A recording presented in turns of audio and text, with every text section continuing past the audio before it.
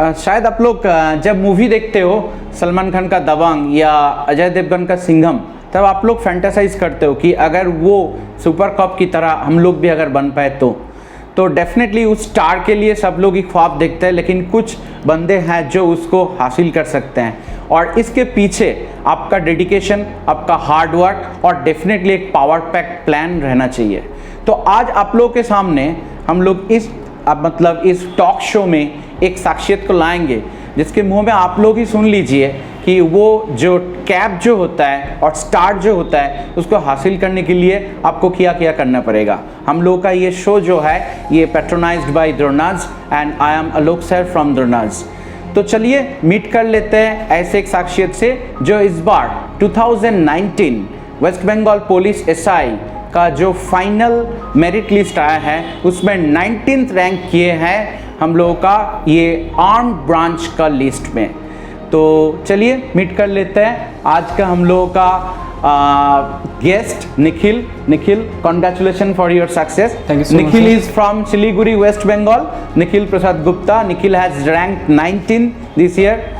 तो पहले निखिल बताओ कैसे लग रहा है आपका ये शो में आके? पहले सर बहुत ही अच्छा लग रहा है क्योंकि मैं यही इंस्टीट्यूशन से पढ़ा हूँ। अच्छा। और एज अ गेस्ट आने के बाद एक अलग ही रोल देखने को मिल रहा है। अच्छा। और मैं चाहूँगा कि आप लोग भी यहाँ से पढ़ें और यहाँ पर मेरे जगह आप लोग भी आके बैठे हैं। और मैं 19 रैंक के हूँ, जरूरी नहीं कि आप 19 रैंक करो, आप रैंक 1 करोगे तो सर लोग और भी ज़्यादा खुश होंगे आपसे। अच्छा निखिल, आपको ये सक्सेस मिलने के बाद अभी कैसे महसूस हो रहा है? मतलब how are you feeling now presently? Sir थोड़ा सा रिलीफ लग रहा है। तो एक स्टेज था अनएम्प्लॉयमेंट का, अभी तो आपके पास वो एम्प्लॉयमेंट आ भी गए और एक प्रेस्टिजियस डिपार्टमेंट का आप हिस्सा बनने के लिए जा रहे हैं। तो how do you feel now? Sir पहला बात तो कि प्रिपरेशन बहुत पुराने से कर रहा था सर। ऑलमोस्ट आफ्टर ग्रेजुएशन 2018 से मैंने स्टार्ट किया प्रिपरेशन ये वाला। और बहुत ही अप एंड डाउन देखा सर लाइफ में। मैंने कभी फेलियर फेस नहीं किया था और इसके बाद में कंटिन्यूअस फेलियर मैंने देखा। और जब अब ये मिल गया है सर तो थोड़ा सा एटलीस्ट रिलीफ मिल रहा है। घर से थोड़ा सा एक अलग ही सामने से क्या बोल सकते हैं सर उसको, मतलब आपका ये जो फीलिंग्स जो है वो यू वांट टू मीन कि दे टोटली डिफरेंट या heavenly feeling? Just exactly sir, ये वर्ड्स में बयान नहीं कर सकते। ये आप अगर अचीव कर रहे हैं तो डेफिनेटली आप भी ये फील कर पाएंगे।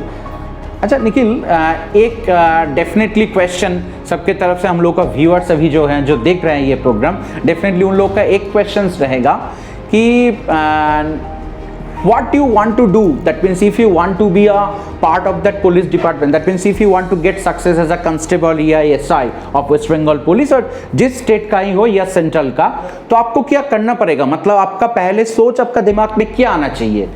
मतलब प्लान, मतलब प्राइमरी प्रीलिमिनरी जो प्लान जो होता है वो क्या होना चाहिए? सबसे पहले सर आप लोग जब फॉर्म फिलअप कर रहे हैं तो आप ये माइंड में लेके चलिए कि हमको किसी भी तरह से एक फाइनल मेरिट में आना है। Okay. और उसके लिए ही वो जिस दिन से फॉर्म भरे हैं आपका स्ट्रैटेजी उस दिन से ही लागू होना चाहिए सर।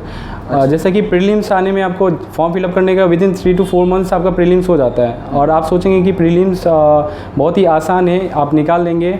तो हो सकता है कि आपका एजुकेशनल आपने बहुत अच्छा ये किया है पर टोटली डिफरेंट हो जाता है कॉम्पिटिटिव फील्ड में जब आप आते हैं। अच्छा। तो आप जो पढ़े हैं वो अलग हो जाता है, अब तक ग्रेजुएशन तक जो पढ़े हैं वो डिफरेंट हो जाता है और ये बहुत ही डिफरेंट हो जाता है। यहाँ पर थोड़ा सा स्मार्ट स्टडी करने की भी ज़रूरत है। Okay. क्योंकि सिलेबस बहुत ही वास्ट होता है और आपको with in that period of time आपको वो चीज़ कंप्लीट होना चाहिए। अपार्ट फ्रॉम दैट सर आपको करेंट अफेयर्स को भी फोकस करके रखना है क्योंकि वो तो आपके स्कूल में पढ़ाया नहीं जा रहा है। और वो आपका लास्ट 6 to 8 मंथ का प्रीवियस का जो भी है अवार्ड्स एंड अपॉइंटमेंट्स से लेके स्पोर्ट्स से लेके हर एक चीज़ का आपको नॉलेज रहना चाहिए क्योंकि बेसिकली क्वेश्चन 7 to 8 क्वेश्चन आपको वहाँ से देखने मिल ही जाता है। अच्छा। और आप प्रीलिम्स के लिए प्रिपेयर बहुत अच्छे से कीजिए और साथ ही साथ में ग्राउंड का भी आप प्रिपरेशन कीजिए क्योंकि ग्राउंड ही आप बहुत जन सोचते हैं कि ग्राउंड हम इजीली क्वालिफाई कर पाएंगे पर जो 3 मिनट्स हम लोग को मिलता है 800 मीटर के लिए, अगर आपका प्रैक्टिस अच्छा है तो आप डेफिनेटली क्रॉस कर पाएंगे। आप जो टाइम दिया गया उससे पहले ही कर पाएंगे।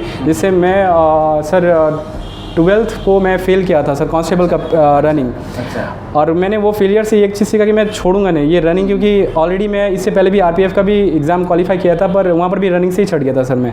अच्छा। और 2 फेलियर देखने के बाद सर तीसरा में अगर मौका मिला मुझे सुधारने का तो मैं 12th को फेल किया और 15 को मुझे मौका मिला प्रीलिम्स देने का।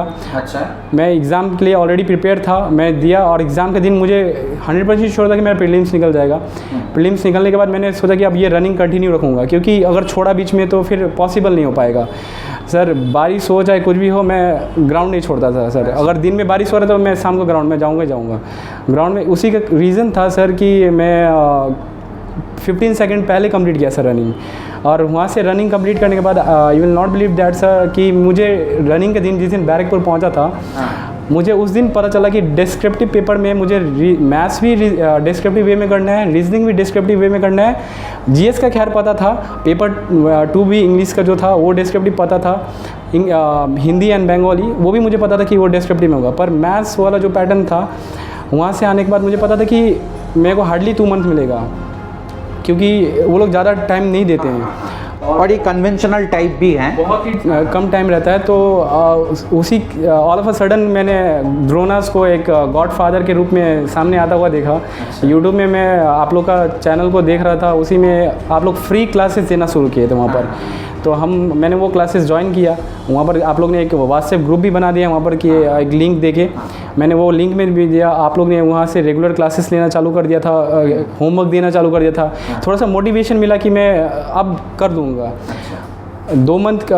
1 मंथ का बाद जब आप लोग ने, क्योंकि आप लोग का भी प्रेशर हो जाता है, बहुत सारे स्टूडेंट है, तो डेफिनेट से बात है कि आप लोग भी एक। अच्छा निखिल, मैं द्रोणास के पॉइंट के ऊपर मैं बाद में आ रहा हूँ। पहले ये बताइए हम लोग को, व्यूअर्स को, कि ये जो डेफिनेटली 3 पार्ट होता है इस एग्ज़ाम का। एक हो गया आपका प्रीलिम, दूसरे हो गया आप ग्राउंड, थर्ड हो गया आपका डिस्क्रिप्टिव। तो मानिए कि डिस्क्रिप्टिव में लैंग्वेज पेपर जो है ना, तो ये लैंग्वेज पेपर तो हम लोग नॉर्मली फेस नहीं करते in other type of exams. तो इसके लिए आपका स्पेशल प्रिपरेशन क्या था, ये थोड़ा हम लोग को व्यूअर्स को बोलिए, क्योंकि हम लोग 10th या कभी कभी 12th स्टैंडर्ड में हम लोग छोड़ देते हैं, तो उसके बाद हम लोग का कोई टच नहीं रहता है ये लैंग्वेज पेपर के साथ। तो ये डिस्क्रिप्टिव इंग्लिश या डिस्क्रिप्टिव बांग्ला बोलिए या नेपाली या हिंदी जो भी हो, उसके अलग से आपका प्रिपरेशन मतलब किस लेवल के था और आपने क्या किए? सर इंग्लिश के लिए तो मैं जैसा कि आपका क्लासेस फॉलो करता था। डिस्क्रिप्टिव में मैं पहले किया हूँ स्कूल और कॉलेज का एकदम, जैसे मैंने पहले ही बताया कि स्कूल में जो आप कर रहे हैं वो एकदम ही डिफरेंट है और ये एकदम ही डिफरेंट है। यहाँ पर आने के बाद आपको पैटर्न पता चलना चाहिए कि आपको आप स्कोर किस तरह से कर पाएंगे। डिस्क्रिप्टिव में लिख रहे हैं तो उसका भी एक तरीका होता है कि आपको ये लिखेंगे तो आप यहाँ पर स्कोर करेंगे, चाहे ये लिखेंगे तो आपको वहाँ पर स्कोर मिलेगा। तो मैंने आपका वहाँ पर से रिपोर्ट देखना चालू किया। रिपोर्ट से पहले वहाँ पर देखा, रिपोर्ट से मैंने अपना जो पहले जो मैं लिखता था उसको मैंने करेक्शन करना सीखा। उसके बाद से फिर इडियम्स एंड फ्रेजेस जो आप लोग ने प्रोवाइड किया था लिस्ट, वहाँ से पढ़ा। एक मैं ऑलरेडी एक बुक फॉलो भी करता था, तो वो बुक से भी मैंने कवर किया। एंड देन ट्रांसलेशन के लिए सर, ट्रांसलेशन के लिए उतना दिक्कत नहीं हो रहा था क्योंकि ऑलरेडी मैं इंग्लिश बैकग्राउंड से था, इंग्लिश मीडियम बैकग्राउंड से था, तो वो कोई प्रॉब्लम नहीं हुआ। फिर भी आप लोग ने बहुत गाइड किया कि हाँ इसको, ये सेंटेंस को आप इस तरह से लिख सकते हैं, ये ज़्यादा बेटर रहेगा। जिस तरह से आपने करेक्शन हर एक लाइन में करेक्शन करते थे। और रहा बात सर थर्ड पेपर का जिसमें हिंदी और बंगाली आता है सर, तो मैं बोलना चाहूँगा कि सर क्लास 12 तक हम लोग हिंदी पढ़ते थे और क्लास 12 के बाद 6 ईयर तक मैंने हिंदी को देखा भी नहीं है सर। और वो पीरियड मतलब कि इस तरह से हो गया कि वो टोटली मेरे लिए सब्जेक्ट एकदम न्यू लगने लग गया था। और जब ये टाइम मिला तो वहाँ से मैं क्या किया सर, जैसे मैं न्यूज़पेपर पढ़ना चालू कर दिया, हिंदी का न्यूज़पेपर पढ़ना चालू कर दिया। मतलब newspaper reading is one of the vital parts of your preparation. Yes sir, वहाँ से आपको एटलीस्ट ये मिलेगा कि आप रियलिटी में आप। इंग्लिश के लिए कौन सा न्यूज़पेपर फॉलो किए थे? English descriptive? मैंने इंग्लिश के लिए कोई न्यूज़पेपर फॉलो नहीं किया। मैं ऑनेस्टली बोलूँगा तो मैं आपका रिपोर्ट फॉलो किया और भी यूट्यूब में जितना भी रिपोर्ट दिखाते थे उस तरह को फॉलो किया। मैंने पैटर्न को समझा और पैटर्न से लिखा। मैंने थॉरली किसी भी न्यूज़पेपर को नहीं देखा है सर। अच्छा, हिंदी में भी नहीं? हिंदी में बस मैंने वो दैनिक जागरण वगैरह हो गया, ये सब में एटलीस्ट ये मिलता है कि आपको रियलिटी किस तरह से प्रेजेंट करना है रिपोर्ट को, वो आपको देखने मिल जाएगा।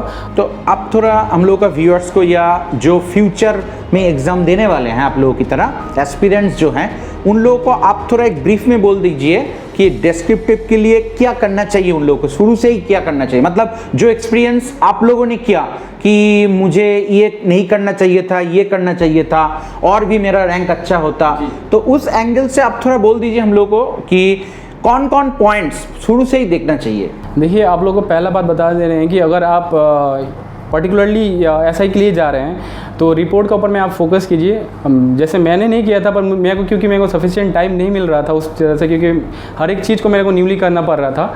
और आप रिपोर्ट के लिए आप शुरू से कोई भी न्यूज़पेपर जो आपको पसंद आ रहा हो, इंग्लिश का कोई भी, चाहे वो हिंदुस्तान टाइम्स हो, टाइम्स ऑफ इंडिया का हो, आप वो सब फॉलो कर सकते हैं। वहाँ से आप लोग एटलीस्ट वर्ड पिकअप करिए, सेंटेंस पिकअप करिए, वो बहुत ही हेल्प करेगा। आप रिपोर्ट तो साथ साथ में कर लेंगे, साथ ही साथ में आप इडियम्स एंड फ्रेजेस का जब सेंटेंस बनाने के लिए वहाँ पर देते हैं तो आप वो भी कवर कर सकते हैं वहाँ से। और रहा बात हिंदी का भी, तो हिंदी के भी लिए आप न्यूज़पेपर पढ़ना एकदम बेस्ट चीज़ रहेगा, जिससे आप हर एक चीज़ कवर कर लेंगे। हिंदी का कवर कर लेंगे, आपको क्या नाम है, इंग्लिश पेपर का भी कर। हाँ, इंग्लिश पेपर मतलब आप यू वांट टू मीन कि टाइम्स ऑफ इंडिया जो भी हो उससे मतलब पॉइंट्स उठाओ और पॉइंट्स ले लो और try to make it up. आप उससे फिर और एक काम आप और कर सकते हैं, एटलीस्ट 10 to 15 मिनट्स आप खुद को टाइम दीजिए। आप जो न्यूज़पेपर पढ़ रहे हैं उससे आप एक खुद से रिपोर्ट बनाइए कि वो अगर जो लिखा है उससे रिलेटेड अगर कुछ आप लिख सकते हैं तो आप क्या कर सकते हैं उसमें। अच्छा, तो वो आपके लिए बहुत बेनिफिशियल रहेगा। आप उसमें क्या सुधार कर सकते हैं, जाहिर सी बात है आप सुधार करने के लिए फेस में नहीं है, पर एक अपना तरह से प्रेजेंट कर रहे हैं तो उस चीज़ को आपको किस तरह से दिखाई दे रहा है, अच्छा, वो आपका व्यूज़ क्या है उसके ऊपर में आप उसको रिप्रेजेंट करेंगे तो वो आपका साइकोलॉजी दिखाएगा और ये आपको बहुत ही बेनिफिट करेगा मार्क्स गेन करने में सर। अच्छा, और एक बात, रीजनिंग का जो रहता है हम लोगों का फर्स्ट पेपर में जो रहता है रीजनिंग मैथ्स, तो रीजनिंग तो एक्चुअली हम लोग बैंकिंग में देखे हैं, या बोलिए WBCS बोलिए, SSC में बोलिए, हर जगह पर हम लोग ने देखे हैं कि वो ऑब्जेक्टिव फॉर्मेट में है। तो ये तो अलग टाइप का होता है, कन्वेंशनल टाइप का होता है। तो रीजनिंग तो फर्स्ट टाइम स्टूडेंट ये और टाइप ऑफ फॉर्मेट देख रहे हैं कि अभी, और ये मैक्सिमम सिचुएशन बेस्ड है, तो इसको आपने कैसे मैनेज किया? सर मैं रीजनिंग का बात हो रहा था जहाँ पर, तो ये सिचुएशन रिएक्शन सारा था हम लोग के टाइम में। मैं सोचता था कि जैसे objective type 10 question previous year में आते थे, पर हम लोग के फेस में क्या हुआ कि 5 मार्क्स का 3 SRT आया, इसके बाद भी एक 10 मार्क्स का गंगानगर मेला के ऊपर में आ गया था। अच्छा, वो भी एक SRT दे दिया था। अच्छा, तो बहुत सारे कैंडिडेट वही समझ नहीं पाए कि SRT करना कैसे है। मेरे लिए थोड़ा सा आसान हो चुका था क्योंकि मैं सर SSB में बैठ चुका था। SSB में सर वहाँ पर हम लोग को 60 SRT दिया जाता है, पर वो 1 लाइनर रहता है, वो भी यहाँ पर उतना हेल्प नहीं किया। पर मैं यहाँ पर जब अमित सर के पास में मिला तो उन्होंने मुझे बताया कि नहीं, आपको हर एक पॉइंट को वहाँ पर डिटेल में लिखना है, जो पॉइंट वहाँ पर दिया गया वो पॉइंट क्यों नहीं है, उसका ऑप्शन को भी आपको लिखना है कि वो क्यों नहीं है। अगर आप उसको एक फ्रेम में अच्छा से लिख रहे हैं कि हाँ आपका साइकोलॉजी ये बता रहा है कि आपको ये ऑप्शन चूज़ करना चाहिए, तो वो चूज़ करने के पीछे से आपको रीज़न देना पड़ेगा। जो आप नहीं चूज़ किए हैं उसका पीछे भी आपको रीज़न देना पड़ेगा कि आपका वहाँ पर किस थॉट से आपने उसको वो ऑप्शन को नहीं लिया अपने ऑप्शन में। तो जाहिर सी बात है आपको डिस्क्रिप्टिव रीजनिंग के लिए थोड़ा सा मेहनत करना पड़ेगा। आपका साइकोलॉजिकल का ये एक तरह से कहा जा सकता है कि साइकोलॉजिकल टेस्ट हो रहा है सर। ये यहाँ पर एक जैसे कि रेलवे में जैसे होता है साइकोमेट्रिक टेस्ट टाइप हो गया आपके लिए। अच्छा, और ये जीएस का जो पेपर रहता है, जीएस में तो मानिए कि यहाँ पर आपको कन्वेंशनली लिखना पड़ेगा, मतलब 100 या 150, हाईएस्ट स्टैंडर्ड जो होता है 150 वर्ड्स का होता है। तो ये आपको मतलब आप रेडीमेड नोट्स यहाँ पर तैयार किए थे या खुद आप इसको कंपोज किए थे? आपका मार्क्स देख के, बाय द वे निखिल का मैं व्यूअर्स को बोल देता हूँ, बाय द वे रिजल्ट जो आए हैं, निखिल को आउट ऑफ 50 इंग्लिश में मिला है 31, हिंदी में आउट ऑफ 50 निखिल स्कोर किए हैं 37, और जीएस में आउट ऑफ 100 जीएस और मैथ पेपर में निखिल का स्कोर हुआ है 62.5। ठीक है, इंटरव्यू के मार्क्स मैं बाद में बोल रहा हूँ। तो देखिए कितना अच्छा मार्क्स इन्होंने हासिल किए हैं, अचीव किए हैं, और आप लोग सुन रहे हैं कि कितना प्लान वाइज निखिल मतलब ये सब रेडी किए हैं। वही मैं बोल रहा था मैं एकदम शुरू में कि डेडिकेशन आपको देना ही पड़ेगा। एक अलग से मतलब प्रिपरेशन आपका अंदर एक रहना चाहिए कि I have to do it ना। जैसे कि देखा सुना आप लोगों ने जब निखिल प्रीलिम देने के लिए एग्ज़ाम देने के लिए प्रीलिम में अपीयर हुए थे, तब दिमाग में उसका चल रहा था अभी मेरा PMT जो है मतलब फिजिकल मेजरमेंट टेस्ट या PT जो है उसको क्लियर करना है। जब PT देने के लिए वो बैरकपुर में जा रहे हैं तो PT तब डिसाइड कर ले कि नहीं, अभी मुझे मेरा मेन जो है, मेन के लिए अभी से आज से ही नो रेस्ट, आज से ही मुझे कर लेना है। तो ऐसे करके निखिल रेडी हो रहे हैं। हाँ, तो जिस पॉइंट पे हम लोग थे निखिल कि आप ये जीएस पेपर के लिए आपका मतलब प्लान किया था और आपका मोडस ऑपरेंडी किया था? जीएस के लिए मैं पहले से लूसेंट फॉलो करता था, पर आप डिस्क्रिप्टिव लिखने जा रहे हैं तो लूसेंट आपको शायद ही उतना हेल्प करे। आपके पास नॉलेज रहेगा पर वो ऑब्जेक्टिव टाइप के लिए बेनिफिशियल रहता है। हाँ। मैं जब डिस्क्रिप्टिव के लिए लिखने गया तो मैंने क्या किया, क्लास 10 का जो मैं बस ऑलरेडी सारा बुक था, मैं वहाँ से हिस्ट्री बुक निकाला। हिस्ट्री बुक निकालने के बाद फिर सर ज्योग्राफी बुक भी हमारा वहाँ था। एटलीस्ट वहाँ पर सिंपल एंड लूसिड लैंग्वेज में लिखा रहता है, जो भी तो थोड़ा सा आसानी होता है क्योंकि मैंने ऑलरेडी वो पढ़ा हुआ है, तो कैप्चर करने में हमारे लिए बहुत आसान होता है। अपार्ट फ्रॉम दैट, अगर आपके पास वो बुक अगर नहीं है तो आप उसके लिए कोई टेंशन नहीं लीजिए, क्योंकि हमारे प्रवीण सर उनका आप लोगों को PDF वाइज हम लोग को नोट्स भेज देते थे। और उनका लैंग्वेज इतना आसान है कि आप एक बार रीडिंग करेंगे तो मेरे को नहीं लगता कि आप वो दोबारा वो पढ़ने का मन भी करेगा, क्योंकि एक बार में आप वो ऑलरेडी कैप्चर कर चुके होंगे। आप एक बार पढ़ेंगे तो आप लिखेंगे भी तो सर आप 5 से 7 मार्क्स वहाँ से इजीली आप उठा सकते हैं। मेरा सर पेपर 1 में थोड़ा सा मार्क्स कम आया, क्योंकि मैं जानता हूँ कि सर मेरा एक मैथ्स लास्ट का 2 लाइन अगर करेक्ट कर देता तो मेरा एक मैथ्स को लेकर थोड़ा कंफ्यूजन था स्टूडेंट्स दिस सर। जी सर, तो मैं 5 मार्क्स वहाँ पर स्कोर इजीली हो सकता था मेरा। मैं बाहर निकलने के बाद जब आंसर मिला रहा था 200 लोग से, तो उन्होंने बोला कि इसका आंसर ये आएगा। फिर मैंने बोला कि मैं लास्ट का सिर्फ 2 लाइन करेक्ट करता तो वो हो जाता, क्योंकि वो 2 मार्क्स से 2 लाइन के कारण ही मेरा 5 मार्क्स पूरा चला गया और रैंकिंग थोड़ा सा आगे बढ़ गया। और रहा बात सर जीएस का, मुझे पता है सर जीएस में मुझे अच्छा खासा स्कोर मिला है, क्योंकि मैंने सारा ही अटेम्प्ट किया था, बहुत ही बेखूबी बहुत ही अच्छे से स्कोर किया था। और रीजनिंग में मेरे को थोड़ा सा मार्क्स कट चुका होगा, क्योंकि सर जो गया गंगानगर मेला वाला जो दिया था उन्होंने, तो वहाँ पर लिखा था कि 7 डिफरेंट स्टेट डिपार्टमेंट लिखा हुआ था। सर मैंने वहाँ पर सिर्फ ऊपर का हड़बड़ी में क्या किया सर, 7 स्टेट डिपार्टमेंट सिर्फ पढ़ के 7 स्टेट पढ़ा था मैंने। तो मैंने क्या किया, जो नेबरिंग स्टेट है वेस्ट बंगाल के साथ में, उनको कनेक्ट करने का कोशिश किया। और लास्ट में जब देखा मैंने डिपार्टमेंट, तो मैंने डिपार्टमेंट को भी इनरोल किया। तो मैं जानता हूँ कि मैं वहाँ पर मार्क्स कटा होगा। और मैथ्स का हो गया, मैंने बताया आपको, रीजनिंग का बता दिया। और जीएस के लिए आप थॉरोली पढ़िए, सर का नोट्स दिया हुआ है, आपको कोई टेंशन लेने का ज़रूरत नहीं है। एक पैटर्न बनाइए आपकी, हाँ मेरे को 2 घंटा रीजनिंग को देना है, या फिर 1 घंटा रीजनिंग को देना है, 1 घंटा मैथ्स को देना है, 2 घंटा जीएस को देना है, क्योंकि जीएस बहुत वास्ट है, आपको पता भी नहीं चलेगा कि किस टॉपिक से वो लोग पूछेंगे। और पॉलिटिक्स जो भी कुछ दे सकता है, इंडिया का भी कहीं भी, मतलब करंट अफेयर्स हो या ट्रेडिशनल हो, बंगाल का भी दे सकता है। मैं एक चीज़ कहूँगा सर, मुझे प्रवीण सर ने ये बता दिया था कि आप बंगाल का ज्योग्राफी और हिस्ट्री थोड़ा सा फोकस करके पढ़िएगा। तो वो सबको ही क्लास में बोला गया था, तो मैंने भी वही किया। मेनली स्कीम वगैरह ये सब गवर्नमेंट का स्कीम जितने सारे होता है वो थोड़ा ध्यान देना पड़ता है। और फिर ज्योग्राफी में जैसे drainage system of West Bengal, ये सब बहुत ही इंपॉर्टेंट मायने रखता है, क्योंकि आप बंगाल से हैं, बंगाल का एक रेपुटेटेड पोस्ट के लिए आप एग्ज़ाम दे रहे हैं, तो आपको ये सब के बारे में नॉलेज बहुत ही ज़रूरी है। और दूसरा मैं बोलूँगा सर बंगाली के लिए सर, जो मेरा 3rd पेपर में था, मेरा बंगाली एकदम ही मैं बोल पाता हूँ, क्योंकि मैं बंगाल में पैदा हुआ, यहीं पर पढ़ा लिखा, यहीं पर सब कुछ किया, पर लिखने में थोड़ा सा प्रॉब्लम हो रहा था, क्योंकि मैं क्लास 7-8 में हम लोग का थोड़ा सा एक पोर्शन था आप लोगों को, मतलब जिसे आपको ट्रांसलेशन करना पड़ता था, तो वो बहुत ही इशू होता था। मैं सोचता था कि मैं 20 में 8 स्कोर करूँगा। मैं पहले से स्ट्रेटजी बना के चलता था कि मेरे को ये सब्जेक्ट में इतना स्कोर करना है किसी भी हाल में, इससे ज़्यादा है तो मेरे लिए बेटर है, लेकिन इससे कम मेरे को किसी भी हाल में नहीं लेके आना है। जैसे इंग्लिश का मैंने सोच के रखा था कि मैं 30 एबव लेके आऊँगा, चाहे कोई भी हो जाए, तो मैं उसमें 31 आया, पर उतना सेटिस्फाइड नहीं हूँ, क्योंकि मैं एग्ज़ाम देने के बाद आपसे बात किया था कि सर मैंने बोला था कि एटलीस्ट जिस तरह से मैंने किया है तो 35 का ऊपर मैं खुद को एक्सपेक्ट कर रहा था। मैं हिंदी में और बंगाली में इतना एक्सपेक्ट नहीं किया था, मैं ऑनेस्टली बोलूँगा मैं 30 के आसपास में एक्सपेक्ट किया था, लेकिन मार्क्स तो बहुत अच्छा है। पर वहाँ पर मुझे 37 दिया गया। मैं नॉन बंगाली ऊपर मैंने यहाँ पर ऑफर सुना है कि यहाँ पर मार्क्स नहीं दिया जाता है, पर ऐसा कुछ नहीं है, ऐसा कुछ है ही नहीं। यहाँ पर मुझे वही सब, आप जितना अच्छा आप वहाँ पर परफॉर्म करोगे उतना ही अच्छा मिलेगा।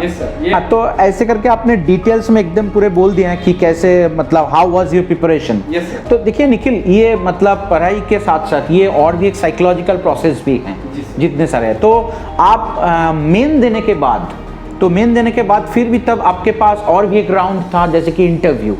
तो मेन देने के बाद आपका दिमाग में क्या चल रहा था कि मैं whether I will be pass or I will get my what to say satisfactory marks or not। तो ऐसे क्या चल रहा था आपके दिमाग में तब कि what was the condition of your mental state at that time? Sir मैं और कुछ नेगेटिव थिंकिंग कभी भी आपके अंदर आया कि नहीं? सर नेगेटिव थिंकिंग के बारे में थोड़ा, और आया भी तो how you have overcome it? Sir negative thinking के बारे में थोड़ा सा बाद में जा रहा हूँ। मैं रिजल्ट मैं मेंस देने के बाद मैं हमेशा ये चीज़ करता हूँ कि प्रीवियस ईयर को एनालाइज करता हूँ थोड़ा सा। तो प्रीवियस ईयर एनालाइज करके मुझे पता चला कि प्रीवियस ईयर का रिटर्न का मार्क्स जो था 75 समवेयर कट ऑफ गया था, 75 to 80 के समवेयर में गया था। तो मैं अपने फ्रेंड लोग से भी जो एग्ज़ाम दिए थे, जैसे राजा हो गया, अभिषेक हो गया, ये लोग से मैं बात कंटिन्यूस करता था। तो उन्होंने उनसे डिस्कस किया कि आप लोग का स्कोर कितना लग रहा है। तो उन्होंने बोला कि 100 के अप्रॉक्स में तो आ जाना चाहिए किसी भी हाल में। हम लोग ये सोचते थे कि हम लोग को मार्क्स कट के मिलेगा, पर ये नहीं सोचते कि हम लोग प्रेजेंटेशन अच्छा करेंगे तो और भी अच्छा मार्क्स मिल सकता है। ये हम लोग का मन में कभी थॉट ही नहीं आया था। तो सर हम लोग सोचते थे कि इस बार ज़्यादा से ज़्यादा कट ऑफ जाएगा, रिटर्न का तो 100 ही जाएगा। पर जब हम लोग जब रिज़ल्ट आया तो उस टाइम में जब देखा कि 129 कट ऑफ जा रहा है, किसी ने बोला कि इस तरह का कट ऑफ जा रहा है, तो हम लोग ने सोचा कि सर बस लग रहा है अब अगला के लिए प्रिपेयर करना पड़ेगा। मैंने अपकमिंग एग्ज़ाम के लिए फॉर्म भी फिलअप कर दिया सर, बिना सोचे समझे। और पर उसी केस में मुझे पता चला कि नहीं, मेरा जब रिज़ल्ट आया तो मेरा रिज़ल्ट आ गया है। बहुत सारे लोग जो मेरे फ्रेंड लोग थे जो ड्रोनर्स के प्लेटफॉर्म में थे, उनका नहीं हुआ तो बहुत दुख भी लगा, क्योंकि हम लोग साथ में पढ़ते तो जाहिर सा बात है हम लोग चाहते कि हमारा एक ग्रुप साथ में जाए, एक फ्रेंडली रिलेशन ऑलरेडी बन चुका था। और जो हम लोग कोरोना के दौरान में जो आप लोग ने एक प्लेटफॉर्म बना दिया हमारे लिए कि एक आप ऐप में क्लासेस कीजिए, वो बहुत ही हेल्पफुल रहा हम लोग के लिए। वो क्लासेस के दौरान हम लोग ने बहुत सारा फ्रेंड भी बनाया। हम लोग सर है नॉर्थ बंगाल से, पर हमारे अभी साउथ बंगाल में जितने भी फ्रेंड है जो SI बने, एज अ ब्रदर बहुत ही अच्छा ट्रीटमेंट मिल रहा है उनसे। हम लोग को भी ट्रीटमेंट, हम लोग भी उनको वैसे ही पूछ रहे हैं, और एक अच्छा फैमिली माहौल बन गया है सर। और इसका सिर्फ श्रेय अगर किसी को जाता है तो आप लोग को जाता है सर, क्योंकि और डिपार्टमेंट भी तो ऐसे है ना, मतलब यहाँ पर united we stand, divided we fall. तो यहाँ पर भी डिपार्टमेंट में जब आप लोग कोई मूव जब फ्यूचर में लेंगे against any kind of criminal activities, तो एक साथ एक department leading from the front, वहाँ पर एक ही साथ काम करना पड़ेगा। ऐसी एक मतलब माहौल में आप लोग पढ़ाई किए हैं। अच्छा निखिल, ये थोड़ा बोलिए कि आपका मतलब बातों बातों में ये आ गया कि कुछ स्टूडेंट्स हैं और आप लोगों के कुछ फ्रेंड्स हैं जिन लोगों का नहीं हुआ है। सो डेफिनेटली जिस एक्सपीरियंस को लास्ट टाइम नहीं हुआ है, तो उन लोगों के लिए आपका मैसेज क्या रहेगा कि उन लोगों को क्या करना चाहिए अभी? मैं बाकी लोगों को यही बोलना चाहूँगा जिनका नहीं हुआ कि देखिए, थोड़ा सा मन में दुख लगा हम लोग को भी कि आप लोग का नहीं हुआ, पर एज अ फ्रेंड मैं यही चाहूँगा कि आप जिस तरह से जिस थोड़ा सा मार्क्स के लिए आप लोगों ने क्वालिफाई नहीं कर पाया, आप एक उसके आप ऐसा मन में थिंकिंग लाइक कि इस बार मैं रैंक लेके आऊँगा, किसी बार मैं टॉप 10 में आऊँगा, मैं टॉप 5 में आऊँगा। बस उस तरह से मेहनत कीजिए। अगर आप ये कर पा रहे तो मैं बहुत खुश होऊंगा, क्योंकि मेरे फ्रेंड ही अपकमिंग ऑफिसर बने, मैं चाहूँगा ये। ओके। और जो मानिए कि फर्स्ट टाइम फॉर्म फिलअप कर रहे हैं आफ्टर ग्रेजुएशन, उन लोगों के पास तो एक भी एक्सपीरियंस नहीं है, 1% भी नहीं है, फर्स्ट टाइम वो लोग फेस करेगा पुलिस का एग्जाम, तो उन लोगों के लिए आपका सजेशन? सर मैं उन लोगों के लिए ये सजेशन देना चाहूँगा कि आप लोग पहले ये समझिए, उसका पैटर्न को समझिए कि वो सिलेबस है क्या, प्रीलिम्स क्या है, मेंस क्या है, इंटरव्यू क्या होता है, ग्राउंड क्या होता है, PMT में आपको किस तरह से करना है। ये अगर आप पूरी अच्छी तरह से नहीं जानेंगे, प्रीवियस ईयर एनालाइज नहीं करेंगे, तब आप नहीं समझ सकते हैं, क्योंकि पैटर्न टोटली डिफरेंट रहेगा आपके लिए। आप ग्रेजुएशन वाला जो पढ़ाई है आप उसको एक साइड में रख दीजिए, आप नई तरह से मूव कीजिए, क्योंकि ये एक नया लाइफ है आपके लिए। आप समझिए कि आप जो पढ़े हैं उससे आपका कोई लेना देना नहीं है, जो लेना देना है अब इससे लेना देना है। और अगर कोई बेसिक से स्टार्ट करना चाह रहा है तो मैं सिर्फ यही सजेस्ट करूँगी, आपको अभी समझाने के लिए कोई यहाँ पर एक्सपीरियंस बैठा हुआ है, तो आप लोग बैठे हुए हैं, आप लोग बहुत ही अच्छे तरीके से गाइड करते हैं। हर एक चीज़ का कोई भी प्रॉब्लम हो रहा है तो आप उसको अच्छे तरीके से गाइड कर रहे हैं। प्रीलिम्स से लेकर मेंस तक का, मेंस से लेकर इंटरव्यू, जैसे आप लोग हम लोग के लिए मैनेज किए थे इंटरव्यू के क्लासेस, वो बहुत ही ज़्यादा हेल्पफुल रहा सर। हाँ, थोड़ा इंटरव्यू के बारे में मैं बताओ।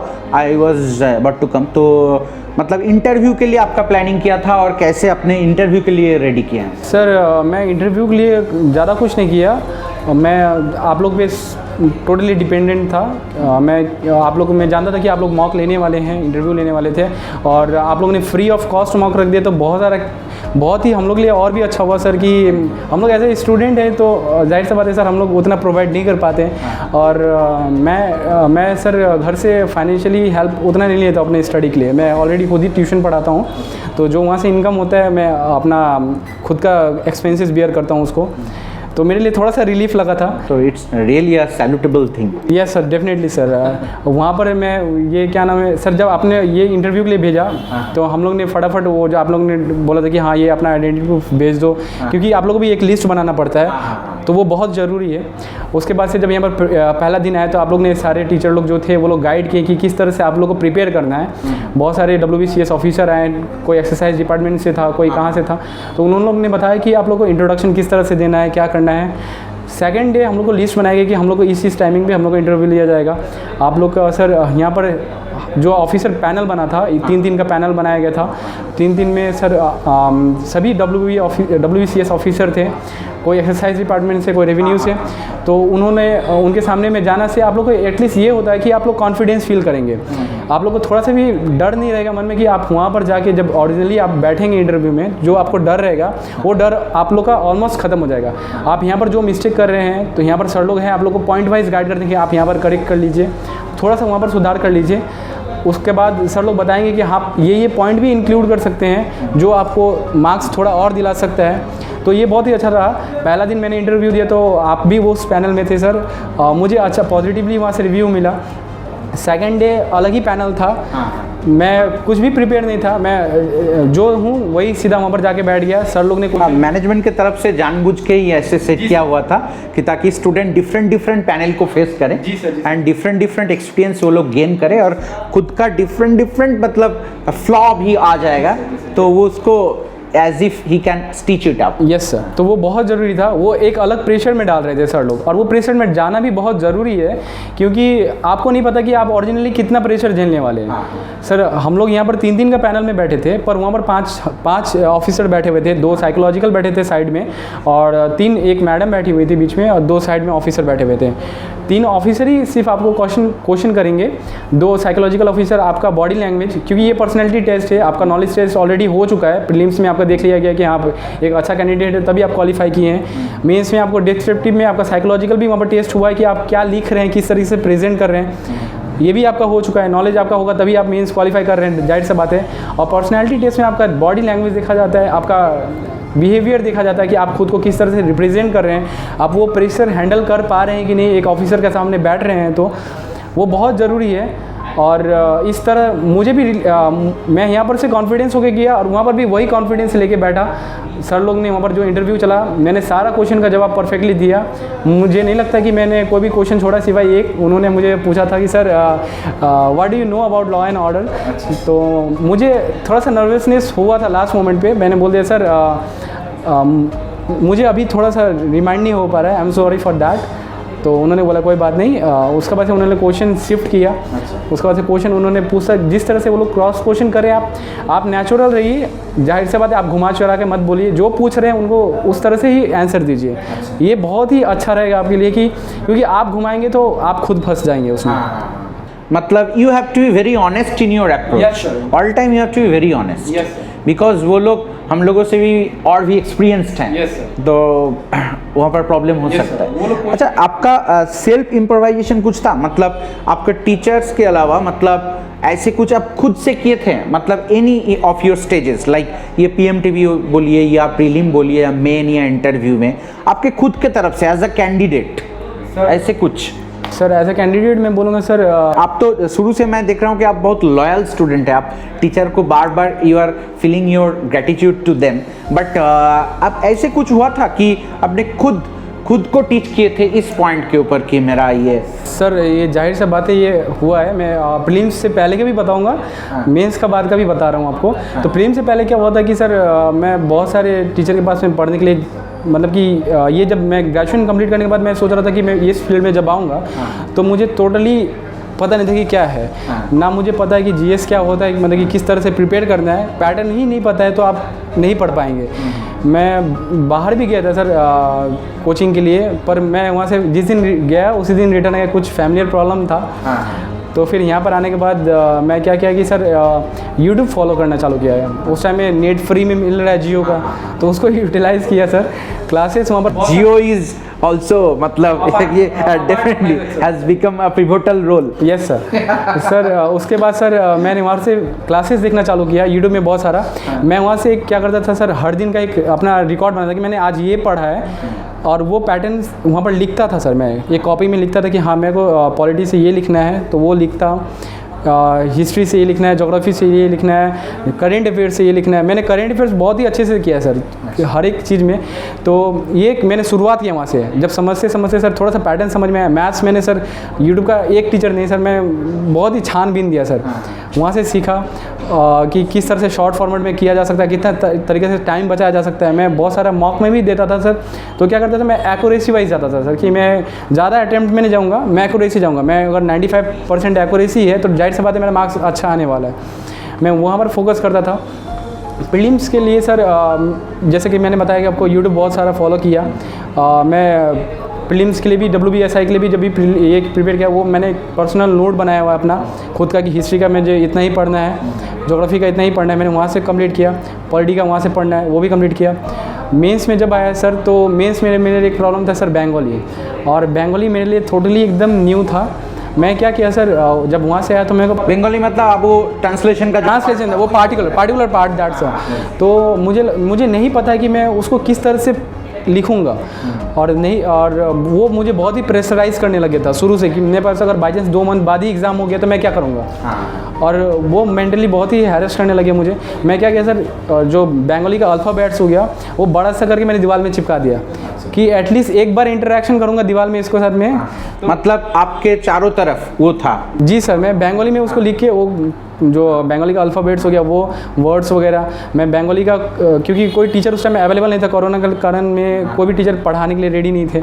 तो मैं खुद से बुक लेके आया जिसमें हिंदी टू बंगाली टू हिंदी है, वो सब मैं वहाँ से देखना चालू किया। मैं बंगाली न्यूज़पेपर पढ़ना चालू किया। अच्छा। क्योंकि वर्ड्स थोड़ा बहुत हिंदी। अच्छा, आपके इंटरव्यू हॉल में ऐसे कोई क्वेश्चन बंगाली में आया था? मतलब वो लोग टेस्ट करने के लिए कि whether you are able to speak in Bengali और नॉट? पूछा गया कि आप तो नॉन बंगाली है, आपको बंगाली आता है?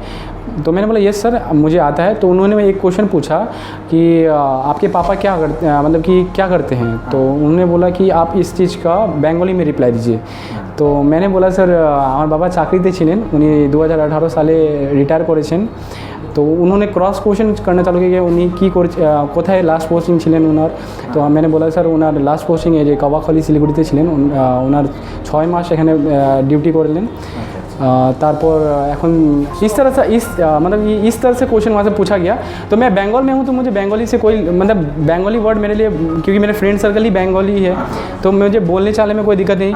पढ़ने लिखने में मुझे अगर न्यूज़पेपर भी दिया जाता है तो मैं अच्छी तरीके से पढ़ दे रहा हूँ, लिख ले रहा हूँ। अभी तो मैं ऐसा हो गया कि सर मैं किसी को जैसे अपने स्टूडेंट्स को पढ़ाता हूँ तो उन लोगों को भी बंगाली में गाइड कर देता हूँ सर, बहुत अच्छी तरीके से। Very good. अच्छा निखिल, हम लोग एकदम इंटरव्यू के एकदम लास्ट पार्ट में आ चुके हैं। आप थोड़ा बोलिए कि अभी तो ऑलरेडी सब कुछ हो ही गया है, प्रोसेसिंग भी चल रहा है, आप लोगों का भी शुरू हुआ है, तो आपका फ्यूचर प्लान क्या है अभी? सर मेरा फ्यूचर प्लान अभी WBCS के लिए है सर, क्योंकि मैं स्टडी यहाँ पर स्किप नहीं करना चाहूँगा। फ़िलहाल मैं तो ट्रेनिंग में रहूँगा, मुझे नहीं पता है सर ट्रेनिंग में मुझे मौका मिलेगा कि नहीं पढ़ने का, पर ट्रेनिंग के बाद मैं डेफिनेट से बात एक गोल सेट करूँगा कि मुझे ये पढ़ना है, और उसी के लिए प्रिपेयर करूँगा सर। और एक बात बोलना भूल गया मैं सर, आप लोग का ही रिलेटेड है कि मैं द्रोणास का मॉक मुझे बहुत हेल्प किया सर। अच्छा। मेंस के लिए मुझे द्रोणास का मॉक आप लोग ने जो जिस तरह से 4-4 घंटा का जो आप लोग टेस्ट लेते थे, वो सर आपको मैं बता दे रहा हूँ कि सर मेरा पहला मॉक हुआ था, मुझे अच्छे से याद है, 200 में 63 मुझे मार्क्स मिला था। मुझे वो बहुत ही ख़राब लगा कि मैं इस तरह का तो स्टूडेंट नहीं हूँ, क्योंकि मेरा एकेडमिक आप चेक करेंगे तो मैं बहुत ही अच्छा है। तो 63 से कहाँ पहुँच गया? बाय द वे आपका इंटरव्यू का मार्क्स मैंने नहीं बोला अभी तक व्यूअर्स को, आपका इंटरव्यू में मार्क्स था 26। Yes definitely a commendable one. Thank you so much sir, और ये सब आप लोग का दुआ है, आप लोग का है सीखा नहीं, आपका भी मेहनत है जी सर। तो अच्छा, और मेरा आज का इंटरव्यू का एकदम लास्ट क्वेश्चन रहेगा कि जहाँ तक हम लोग देख रहे हैं आपका ये जो रिज़ल्ट जो देख रहे हैं, तो ये रिज़ल्ट को अगर देखा जाए कि आपका खुद का कुछ कंट्रीब्यूशन था, और टीचर्स का भी आप बार बार बोल रहे हैं, एक मटेरियल भी था स्टैंडर्ड, तो ये तीनों को छोड़ के मतलब एम्बियंस, मतलब एनवायरनमेंट। जैसे कभी कभी हम लोग देख लेते हैं कि कोरोना के लिए रिजल्ट नहीं आ रहा है, गवर्नमेंट की तरफ से कभी कभी इंटरव्यू का रिज़ल्ट या एग्ज़ाम्स का रिज़ल्ट पब्लिश करना पॉसिबल नहीं हो रहा था, नौकरी कहीं पर नहीं है, एक नेगेटिव सा माहौल है कि सरकारी नौकरी आजकल नहीं होता है। तो ये क्या कभी कभी आपको डिमोटिवेट किया था? सर स्टूडेंट लाइफ में आफ्टर ग्रेजुएशन ये चीज़ आपको बहुत प्रेशराइज़ करेगा कि आप मतलब कि आपके फर्स्ट ऑफ ऑल आपके इलाके के लोग ही बोलेंगे कि ग्रेजुएशन करके घर में बैठा हुआ है सर। ये बहुत ही नेगेटिव इम्पैक्ट आपके मन में लगता है। पर मैं इतना बोलूँगा कि सर अगर आपका फैमिली सपोर्टिव है तो आप अपना गोल अचीव करने में कोई भी ये नहीं होगा। और आप सरकारी जॉब के लिए जा रहे हैं तो मैं इतना बोलूँगा कि सर आप में पेशेंट लेवल हाई नहीं है, तो सर मैं इसके लिए आप तैयार नहीं करें तो बहुत ही बेहतर होगा। क्योंकि सर हमारा खुद का एग्ज़ाम सर 2019 से चल रहा है। WBSI का एग्ज़ाम जो प्रीलिम्स हुआ था वो दिसंबर 2019 से चल रहा है और रिज़ल्ट आप जान सकते हैं सर जून 18 को आया फाइनल मेरिट। तो सर ये 2 साल का ऑलमोस्ट प्रोसेस था सर। तो हम लोग का पेशेंट लेवल था इस तरह से कि हम लोग ने उस तरह को प्रेशर को हैंडल किया। हाँ, मैं इसलिए पूछ रहा हूँ क्योंकि आजकल का स्टूडेंट, मतलब ये जो अभी फ़िलहाल जो कंडीशन जो चल रहा है, they are being just demotivated sometimes कि क्या करूँ, ये छोड़ दूँ, दूसरे प्राइवेट जॉब में चला जाऊँ कि नहीं।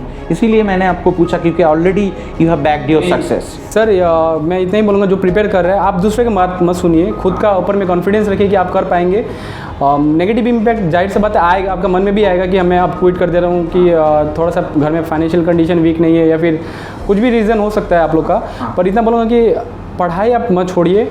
पढ़ाई आप करेंगे तो आपका मन में एटलीस्ट ये रहेगा कि मेरा आज नहीं निकलेगा कल निकलेगा ज़रूर। तो आप वो चीज़ को फॉलो कीजिए कि आपका ड्रीम क्या है, आपका गोल क्या, अल्टीमेट गोल क्या है, उसको आप फोकस करके रहेंगे तो आपको ये नेगेटिव चीज़ कभी हैम्पर नहीं करने वाला है सर। तो व्यूअर्स, आज का ये जो डिस्कोर्स जो था निखिल के साथ, Nikhil Prasad Gupta, one of the achievers of the from the Dronas, and definitely he has reached that fit. तो ये जो डिस्कोर्स जो आप लोगों ने सुना, तो यहाँ से शायद आप लोगों ने देखा कि जैसे मैंने स्टार्ट किया था कि सेलुलॉइड में एक पुलिस ऑफिसर, दबंग पुलिस ऑफिसर बनना कितना आसान है, बट अभी आपको अगर इसको हकीकत में टर्न करना है तो you have to work hard with proper planning, with the proper guidance and definitely note making. और आपके खुद के तरफ से ये इच्छा भी एक होना चाहिए कि मैं क्या करने के लिए जा रहा हूँ, मेरा ड्रीम रोल क्या है, मेरा एम्बिशन क्या है, उसको अगर अचीव करना है तो खुद के तरफ से कुछ तो देना ही पड़ेगा। And as a professional teacher I must say one thing कि आप लगे रहें, मतलब you have to be just like mister Rahul Dravid, you know that is आपका क्रीज जो है, आपका एकदम क्रीज में एकदम आपका बल्ला को लेकर एकदम वहाँ पर फिक्स रहना है कि no I have to complete it anyhow. तो ऐसे करके निखिल आप लोगों के सामने इसीलिए मैंने लाया निखिल को कि ताकि आप लोग खुद एक सक्सेस जो अचीव किए उसके मुंह में सुने कि इसका प्लानिंग क्या था एक्चुअली। तो निखिल का ये जो कन्वर्सेशन था, निखिल का जो सलाह आप लोगों ने सुना, उसका प्लानिंग, तो इसको प्लीज़ यूटिलाइज कीजिए। तो तब ये डिस्कोर्स का एक वैल्यू रहेगा, इस कन्वर्सेशन का एक वैल्यू रहेगा। और निखिल, हम लोगों को टाइम देने के लिए बहुत बहुत धन्यवाद। Thank you so much sir. Thank you for just presenting your view in front of our viewers and the upcoming students and aspirants. आपको बहुत बहुत बधाई है। Thank you so much second, और आपका ये फ्यूचर लाइफ जो है उसके लिए भी बेस्ट विशेस। आपके जॉब के लिए डिपार्टमेंट को आप, मतलब हम लोगों की टीचर्स का या पिता माता का आप नाम रोशन करें, वहाँ पर डिपार्टमेंट भी अच्छा कामयाबी के साथ काम करें। और आपका फ्यूचर प्लानिंग जो है BCS ऑफिसर बनना, वो भी आपका जल्द से जल्द सक्सेस हो जाए और दोबारा हम लोग ऐसे ही इंटरव्यू का अरेंज कर सके आपके लिए, ऐसे ही दुआ करते हैं। और that's all for today. Thank you so much.